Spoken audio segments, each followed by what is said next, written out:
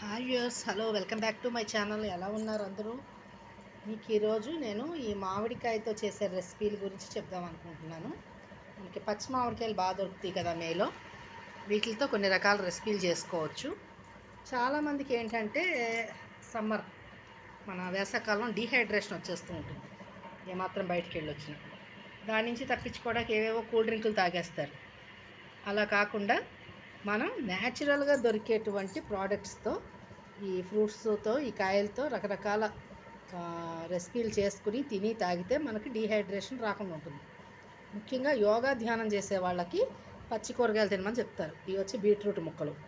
ఈ జ్యూస్ తీసుకుని తాగినా కూడా మనకి డీహైడ్రేషన్ తగ్గుతుంది. ఇలా పచ్చి మామిడికాయ ముక్కల్ని ఇలా చట్నీ పొడులన్నీ ఉంటాయి, పల్లీ చట్నీస్ పొడి, వాటిల్లో నంచుకుని తిన్నా కూడా చాలా బాగుంటుంది.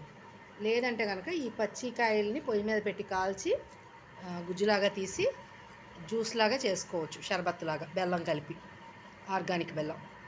అలాగే బీట్రూట్ జ్యూస్ కూడా తీసుకోవచ్చు. ఇందులో కూడా బెల్లం కంటెంట్ కలుపుకోవచ్చు, లేదా తేనె కలుపుకోవచ్చు, లేదంటే మాజా అని దొరుకుద్ది మనకి, అది కలుపుకోవచ్చు.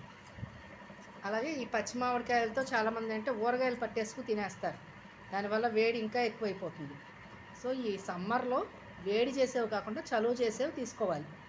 అదే శీతాకాలం అయితే కొంచెం వేడి చేసేవి తీసుకున్నా పర్వాలేదు. సో ఈ పచ్చి మామిడికాయలతో షర్బత్ ఎలా చేయాలో మీకు నెక్స్ట్ వీడియోలో చెప్తాను. మీరు కూడా మీకు తెలిసిన విషయాలు ఏమైనా ఉంటే మా ఛానల్ ద్వారా అందరికీ తెలియజేయవచ్చు. లైక్ చేయండి, షేర్ చేయండి. Thank you.